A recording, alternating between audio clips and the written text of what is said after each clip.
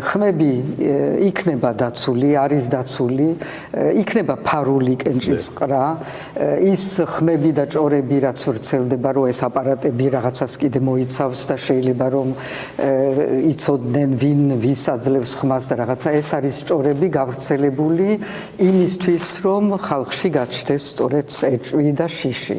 ეს არ არსებობს, ეს არის ისეთი ელექტრონული პროცედურები, რომელიც არსებობს სხვადასხვა ქვეყნებში და ის საერთაშორისო კომპანია, რომელიც უზრუნველყოფს ამას, დღევანდელი ტექნოლოგიების გამოყენება იმ დონეზე, რომ ტექნოლოგია გამოყენებული იქნა იმისთვის, რომ გაეთეთრებია გაყალბება. ასეთი რამ ჯერ არ ყოფილა. ჩვენ ვიყავით მოწმე და სხვერპლი რეალურად რუსული სპეცოპერაციის, შეიძლება ითქვას,